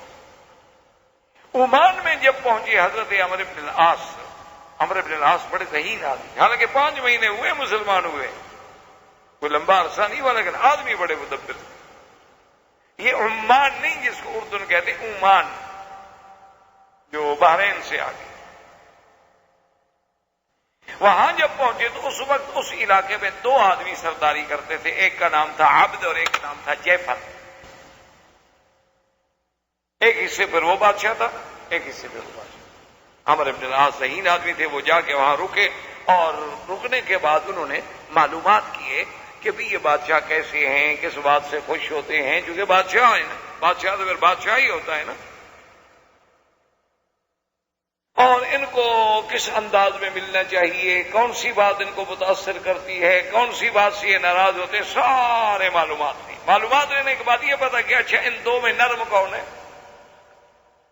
اور اسی اسنا میں کسریٰ کو جب خط ملا نا حضور صلی اللہ علیہ وسلم کا، اور اس نے خط پھاڑا تو اس بدبخت نے حکم دیا بازان کو. بازان جو تھا وہ کسریٰ کے ماتحت تھا، لیکن یمن کے ایک علاقے کا حاکم. اس نے پتہ ہے حکم کیا دیا، اس نے کہا کہ تم فوراً محمد رسول اللہ صلی اللہ علیہ وسلم کو جاؤ مدینہ منورہ اور گرفتار کر کے میرے پاس پیش کرو. بازان ایک طاقت تھی، اور پھر اس کے پیچھے کسریٰ تھا. بازان کو جب یہ خط ملا تو اس نے کہا اب اس کے لیے اتنا میں تردد کرنے کی کیا ضرورت ہے، ہم اتنی بڑی طاقت ہیں، اب یہاں سے ہم فوجیں چڑھائیں اور مدینے پہ جا کے حملہ کریں اور آپ کو گرفتار کریں، تو مسئلہ ہی کوئی نہیں. اس نے 2 آدمی بھیجے کہ جا کے محمد عربی صلی اللہ علیہ وسلم کہہ دو کہ کسریٰ کا حکم ہے اور بازان نے ہمیں بھیجے، آپ چلیں ہمارے ساتھ پیش ہو جائیں. 2 آدمی آ گئے، حضور صلی اللہ علیہ وسلم کو آ کے ملے اور انہوں نے بازان کا حکم دیا کہ جی کسریٰ کا حکم ہے کہ بھی حضور کو گرفتار کر کے پیش کیا جائے. بازان نے بھیجا ہے کہ میں نہیں چاہتا کہ بات بڑھ جائے، کہ ہم مدینے والوں سے مقابلہ کریں اور آپ کو مقابلہ کر کے لے جائیں، آپ آ جائیں تاکہ ہم آپ کو کسریٰ کے حوالے کر دیں. آپ نے فرمایا اچھا ٹھیک ہے، میں کل جواب دوں. اور کسریٰ بھی اس وقت رب کہلاتا تھا، جیسے فرعون کہتا تھا انا ربکم الاعلی، اسی طرح کسریٰ کے جو بادشاہ تھے وہ بھی اپنے آپ کو رب کہلاتے تھے. حضور صلی اللہ علیہ وسلم جب صبح آئے تو وہ آدمی آ گئے، انہوں نے کہا ہاں جی کیا جواب ہے، تیاری کریں چلیں ہمارے ساتھ. حضور نے فرمایا کہ بازان سے جا کے کہہ دو ان ربی قتل ربکم، میرے رب نے تمہارے رب کو مار دیا. اس کے پاس مجھے تم نے پیش کرنا ہے نا، وہ مت مر گیا. جب وہ بندہ مر گیا میں کیوں جاؤں؟ کہا جی یہ کیسے ہو سکتا ہے، کسریٰ کی بات آپ کو کیسے یہاں کیسے پہنچ گئی، کل تو آپ نے یہ نہیں بتائی. کہا میں نے بتائی، میں نے بتا دیا ہے، جا کے بازان کو کہہ دو بس. وہ 2 آدمی واپس چلے گئے. انہوں نے آ کے بازان کو خبر دی، انہوں نے کہا کہ جی ہم واپس آ گئے. جب وہاں گئے تو حضور نے فرمایا کہ ان ربی قتل ربکم، میرے رب نے تمہارے رب کو قتل کر دیا. جب تمہارا رب تمہارا بادشاہی قتل ہو گیا تو میں کس کے پاس جاؤں؟ کہ کیسے ہو سکتا ہے، کسریٰ کو کون مار سکتا ہے، کسریٰ عظیم و فارس. ابھی بیٹھے ہوئے یہ باتیں کر رہا تھا کہ کسریٰ کے بلد کا ایک آدمی وفد پہنچا اس کے پاس.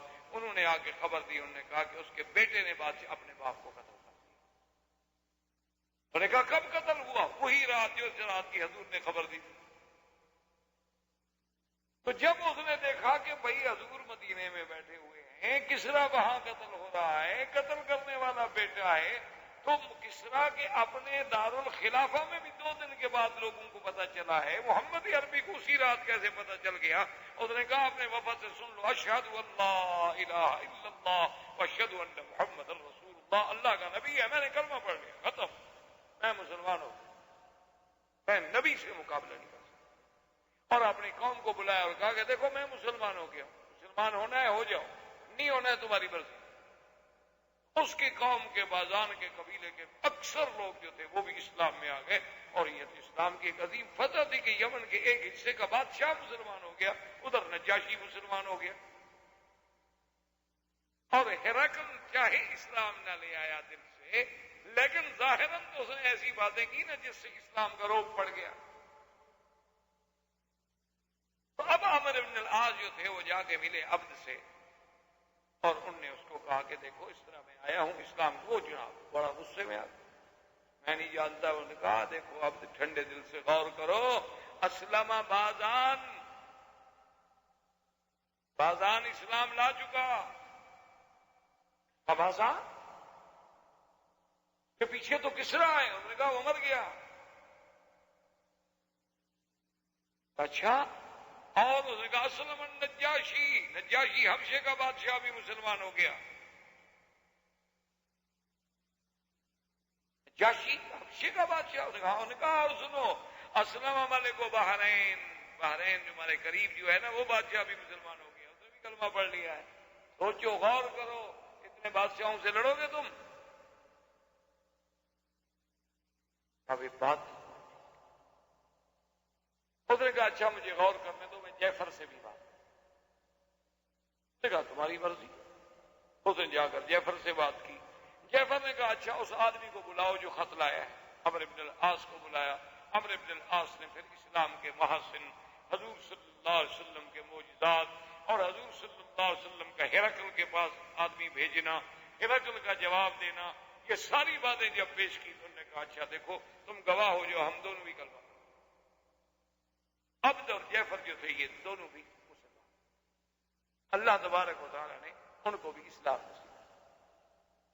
اسی طرح حضور صلی اللہ علیہ وسلم نے اپنا خط بھیجا بقوقس کے پاس. یہ بھی روم کے ایک علاقے کا بڑا تھا. بقوقس کو جب حضور صلی اللہ علیہ وسلم کا خط ملا اس نے خط پڑھا اور اس کے بعد اس نے اپنے علماء سے رجوع کیا. ساری تسلی کرنے کے بعد اس نے بھی آ کر اپنے شاہی عدالت میں جہاں بیٹھتے تھے وہاں اپنے ایوان میں بیٹھ کے اس نے کہا کہ دیکھو لوگوں مجھے تحقیق ہو چکی ہے وہ اللہ کے سچے نبی ہیں. میں بھی کلمہ پڑھتا ہوں اشہد ان لا الہ الا اللہ واشہد ان محمد رسول اللہ. اب ہر طرف سے اسلام لیکن فتح مبین ہے حدیبیہ کے نہیں. اس وقت تو کسی کو سمجھ نہیں آ رہی تھی نا کہ ہم تو بزدل بن کے سلو کر رہے ہیں. لیکن اللہ نے فرمایا انا فتحنا لک فتحا مبینا لیغفر لک اللہ ما تقدم من ذنبک وما تأخر ویتم نعمته علیک ویہدیک صراطا مستقیما وینصرک اللہ نصرا عزیزا. اب جب آپ سورت فتح پڑھیں تو پھر ان واقعات کو ذہن میں رکھیں. پھر دیکھیں قرآن کیسے سمجھ آتا, پھر دیکھیں کہ قرآن کیسے سینے میں اترتا ہے. ایسے تو آدمی پڑھ کے چلا جاتا ہے فتح ہم نے فتح دی آپ کو فتح دی اتر گیا. کیا فتح دی بھی. اب دیکھیں اس فتح مبین کے اثرات, حدیبیہ کی صلح کے اثرات, ماوراء حدیبیہ کی صلح کے اثرات کہ ہر طرف سے اسلام. اور مقوقس نے پھر حضور صلی اللہ علیہ وسلم کی خدمت میں دو کنیزیں جو اعلیٰ خاندان سے تعلق رکھتی تھیں اور قبط کے معروف خاندانوں سے, اور ایک بغلہ کہتے ہیں جو خچر, اور قیمتی ہدایا اور سونے چاندی کے دینار حضور کے پاس ہدیہ بھیجے. یہ وہی بی بی ہے ماریا قبطیہ جس کے ساتھ پھر حضور صلی اللہ علیہ وسلم نے شادی کی اور اپنی بیوی بنایا. اور یہ وہی ماریا قبطیہ ہے جس کے بدن سے اللہ نے حضور کو بیٹا حضرت ابراہیم. تو اب حضور صلی اللہ علیہ وآلہ وصحبہ وسلم ان احوال میں کہ جب آپ نے خطوط بھیجے اور اس کے ساتھ بعض قبائل اور بعض لوگ ایسے بھی تھے کہ جنہوں نے ابھی تک اسلام قبول نہیں کیا تھا, اور ان دنوں میں وہ جو عیینۃ بن حصن آپ جس کے بارے میں پڑھ چکے ہیں, احمق المطاع بنی غطفان کا قبیلے کا سردار, اور اسی طرح بنی مرہ کا سردار حارث, ان دونوں نے جب بات سنی تو حارث نے کہا کہ عیینہ اب تو ہرقل بھی ڈر گیا, اب تو کسرا بھی مر گیا, اب بہتر ہے کہ ہم مسلمان ہو جائیں, مسلمان کے ساتھ مل کے کچھ پیدا اٹھا لیں. میں نے کہا بات تو نہیں کہتے. یہ دونوں ابھی مسلمان ہونے کے لیے نکلے تو ایک آدمی جا رہا تھا ہزارہ, وہ عمرہ کرنے کے لیے جا رہا تھا, وہ بھی کافر تھا. اس نے کہا کہاں جا رہے ہو؟ کہا مسلمان. جلدی نہ کرو, مسلمان نہ ہو, میں جا رہا ہوں عمرے پہ, مجھے مکے میں جا کے ذرا پتہ کرنے دو کہ قریش کا حال کیا ہے. اگر تو قریش بھی ڈھیلے پڑ گئے، ہمارے قریب ہیں قریش، روم فارس ہمارے قریب نہیں ہے، اگر تو قریش بھی کمزور ہو گئے ہیں تو واپسی پہ میں آگے بتاؤں گا، پھر مسلمان ہو گئے، اور اگر قریش ڈٹے ہوئے ہیں نا تو پھر ہمیں ابھی پاؤں پہ رہنا چاہیے۔ بات ہے کہ خالد جیسا عقل والا آدمی، خالد جیسا ذہین آدمی، ابھی تک اس کو اسلام کی حقانیت معلوم نہیں ہو سکی، سمجھ نہیں آ سکی کہ اسلام ایک سچا مذہب ہے۔ واللہ لو جاء عندنا لنکرمنہ ولنقدمنہ، کاش وہ ہمارے پاس آتا، اسلام لے کے آتا، ہم اس کی عزت بھی کرتے اور ہم اس کو اپنے آگے رکھتے۔ اچھا، ابان کے دل میں اللہ نے بات ڈال دی، ابان نے خط لکھا خالد کو کہ خالد اس طرح حضور نے باتیں کی تھیں، اب تمہاری مرضی، تم خود سوچو۔ لیکن دیکھو کافر ہے، حضور نے جو بات کی تھی وہ پہنچائی خالد۔ اسی اسنا میں عمرو بن العاص مکے میں آئے، ان کی ملاقات خالد بن ولید سے ہو گئی، انہوں نے بتلایا کہ اللہ کے بندے وہ تو عبد بھی مسلمان ہو گیا، جعفر بھی مسلمان ہو گیا، بحرین بھی مسلمان ہو گیا، کیا سوچ رہے ہو؟ کیوں اپنے آپ کو اسلام کے پیچھے چھوڑ رہے ہو؟ اسلام ایک سچا مذہب ہے جو غالب آتا ہے۔ خالد نے کہا کہ اچھا، تو خالد بن ولید بھی مسلمان ہو گئے، عثمان بن طلحہ بھی مسلمان ہو گئے، ان دونوں کا اسلام عمرو بن العاص ذریعہ بنے، اور یہ تینوں جب آئے اور حضور صلی اللہ علیہ وسلم کے مدینہ منورہ میں داخل، فکبر رسول، حضور فرمایا اللہ اکبر، حضور نے فرمایا دخل شباب فی الاسلام، کہ آج جوان اسلام میں آئے ہیں، کیونکہ تینوں شباب تھے۔ اور پھر خالد ولید تو وہ آدمی ہے کہ پورے عرب کی تاریخ میں، یعنی حضور صلی اللہ علیہ وسلم کے قرن میں صرف دو آدمی تھے، ایک خالد بن ولید اور ایک زبیر بن العوام، جو دونوں تلواروں دونوں ہاتھ سے لڑتے تھے، ورنہ آج تک کوئی بہادر ایسا نہیں ہوا جو دو ہاتھ سے لڑے، ہمیشہ تلوار ایک ہاتھ سے چلائی جاتی ہے، دوسرے میں ترس پکڑتے ہیں، ڈھال پکڑتے ہیں، گھوڑے کو پکڑتے ہیں اور ایک ہاتھ سے تلوار چلاتے ہیں، لیکن یہ دونوں ایسے بہادر تھے کہ دونوں ہاتھ سے تلوار چلاتے تھے اور گھوڑے کو اپنے ٹانگوں سے قابو رکھتے تھے، اور ماشاءاللہ قد اتنا بڑا تھا کہ گھوڑے سے بھی پاؤں زمین پہ لگ جاتے،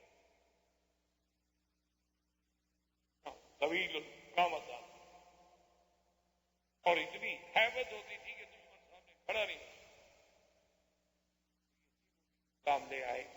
اور وہ فضالہ جب آیا تو اس نے قریش سے پوچھا کہ مکے والوں کیا خیال ہے، حالات کیا؟ انہوں نے کہا ہم تو تیاریاں کر رہے ہیں، حالات کیا ہیں؟ ہم نے تو صلح حدیبیہ کا ایک بہانہ بنایا کہ کچھ ہمیں تیار ہونے کا موقع مل جائے، ہم تو تیاری کر رہے ہیں، بس تھوڑی دیر ہے، ہم جب تیار ہو گئے ہم تو پھر حملہ کریں گے مکے میں، مدینہ منورہ۔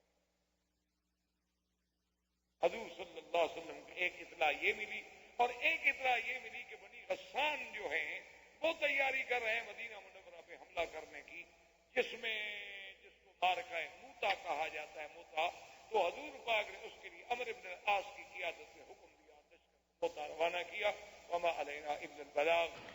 برادران اسلام، واجب الاحترام بزرگوں، دوستوں، بھائیوں، عزیز نوجوانوں، حضور صلی اللہ علیہ وسلم کی سیرت طیبہ کے دروس کے سلسلے میں الحمدللہ ثم الحمدللہ کہ ہم نے سرکار دو جہاں حبیب کبریا سیدنا محمد مصطفیٰ صلی اللہ علیہ وسلم کی ولادت طیبہ سے لے کر پھر آپ کی ہجرت، غزوہ احد، غزوہ احزاب، اجلاء یہود، اور اس کے بعد غزوہ خیبر، اور غزوہ خیبر کے بعد حضور صلی اللہ علیہ وسلم کا واپس مدینہ منورہ میں تشریف لے آنا، اور مختلف سرایا کو مختلف علاقوں میں بھیجنا، تاکہ جن لوگوں نے احزاب کے موقع پر بغیر کسی عداوت کے کفار قریش کے ساتھ مل کر مدینہ منورہ پہ چڑھائی کی، ان کو ادب سکھلایا جائے تاکہ آئندہ کوئی قبیلہ ایسی جرت نہ کر سکے۔ اسی ضمن میں حضور صلی اللہ علیہ وسلم نے ایک سریہ میں لشکر تیار فرمایا، اور اس کو غساسنہ یہ بنو غسان، یہ بنو غسان جو ہیں یہ روم کے حلیف تھے، جیسا کہ آپ پڑھ چکے ہیں اور تاریخ میں سن چکے ہیں کہ اس دور میں جو سپر پاورز تھی یہی تھی، روم تھا، کسریٰ تھا۔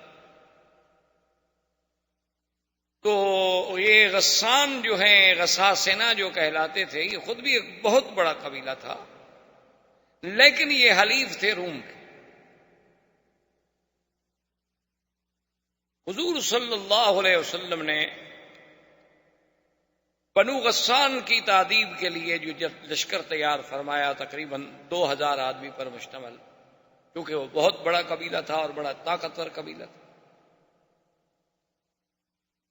جسے بعد میں غزوہ تو آپ نہیں کہہ سکتے کیونکہ حضور صلی اللہ علیہ وسلم تشریف نہیں لے گئے، جسے آپ جنگ کہہ سکتے ہیں، مارکہ کہہ سکتے ہیں، سریہ کہہ سکتے ہیں، موتا کے نام سے کتابوں میں، احادیث میں، سیر میں مشہور ہوا، کیونکہ اس جگہ کا نام موتا تھا اور قلعہ جو تھا وہ موتا کا قلعہ کہلاتا تھا۔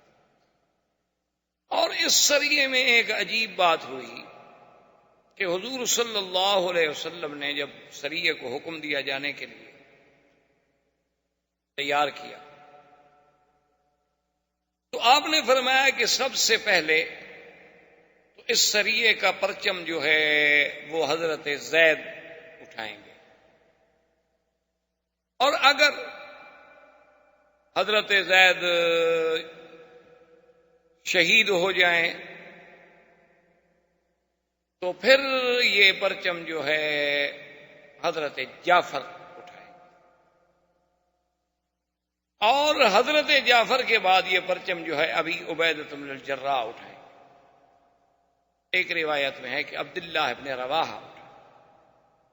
حضور صلی اللہ علیہ وسلم نے عام طور پہ جو لشکر ہوتے تھے، فوج ہوتی تھی، وہ جمعہ کے دن زیادہ سفر نہیں ہوتے تھے۔ یہ پہلا سفر ہے جو صحابہ نے جمعہ کے دن صبح کی نماز کے بعد شروع کیا، اور اسی سفر میں عبداللہ ابن رواحہ جو تھے وہ واپس آ گئے راستے سے۔ ان کے دل میں یہ آیا کہ جب مدینہ منورہ میں جمعہ ہے اور حضور صلی اللہ علیہ وسلم کے ساتھ جمعہ پڑھنے کی سعادت کو معمولی سعادت تو نہیں ہوتی، اور پھر ہم لوگ جہاد پہ جا رہے ہیں، خدا جانے واپس بھی آئیں گے یا نہیں آئیں گے۔ تو وہ واپس آ گئے مدینہ منورہ میں، انہوں نے آ کر جمعہ حضور صلی اللہ علیہ وسلم کے ساتھ پڑھا۔ حضور کی جب نظر پڑی تو حضور نے جمعہ سے فارغ ہونے کے بعد بلایا، فرمایا کہ عبداللہ کیا ہو گیا؟ بھئی ہم نے آپ کو حکم دیا ہے کہ آپ غساسنہ کی طرف جائیں اور آپ واپس آ گئے۔ اس نے کہا رسول اللہ میں کسی وجہ سے یا کسی کمزوری سے واپس نہیں آیا، بس میرے دل میں آ گیا کہ آج جمعہ کا دن ہے اور حضور کے پیچھے مدینہ منورہ میں جمعہ ادا کروں، اور پھر میرے پاس الحمدللہ بڑی تیز رفتار سواری ہے اور میں قافلے کو ابھی جا کے پکڑ لیتا ہوں۔ حضور نے فرمایا تم جانتے ہو کہ اگر ساری دنیا جو ہے نا وہ اگر تمہیں مل جائے اور اللہ کے راستے میں خیرات کرو تو ان کے ثواب کو تم نہیں پہنچ سکتے جو جا رہے ہیں۔ تو خیر عبداللہ بن رواحہ چل، جب یہ قافلہ روانہ ہو گیا تو ان کی مدد کے لیے اور صحابہ بھی بھیجے گئے۔ اب ان کا جو عدد تھا وہ 3000۔ ایک یہودیوں کا بہت بڑا عالم تھا، اس کو جب ایک صحابی نے یہ بات سنائی کہ اس طرح حضور پاک نے لشکر بھیجا ہے، سریہ بھیجا ہے، اور آپ نے فرمایا کہ پہلے پرچم زید لے گا، پھر جعفر لے گا، پھر عبداللہ لیں گے، تو اس یہودی نے کہا کہ تم سمجھتے ہو یہ کیا بات ہے؟ کہا کہ نہیں کوئی بات نہیں، یہ تو پرچم ہے، بھئی جنگ میں کبھی وہ اٹھاتا ہے، کبھی وہ اٹھاتا ہے، کبھی وہ اٹھاتا ہے۔ اس نے کہا نہیں، اللہ کا نبی جب ایسی بات کرے تو یہ دلیل ہوتی ہے کہ وہ لوگ شہید ہو جائیں گے۔ حضور صلی اللہ علیہ وسلم نے جب یہ بات فرما دی ہے کہ پہلے زید اٹھائیں گے پرچم، پھر جعفر اٹھائیں گے، مطلب یہ ہے کہ وہ شہید ہو جائیں گے، اب وہ بچ نہیں سکتے۔ کہا کیسے؟ اس نے کہا بس ہم نے تو کتابوں میں پڑھا ہے نا کہ اللہ کے نبی سے جب یہ بات نکل جائے تو یہ علامت ہوتی ہے کہ وہ لوگ شہید ہو۔ اس نے کہا ٹھیک۔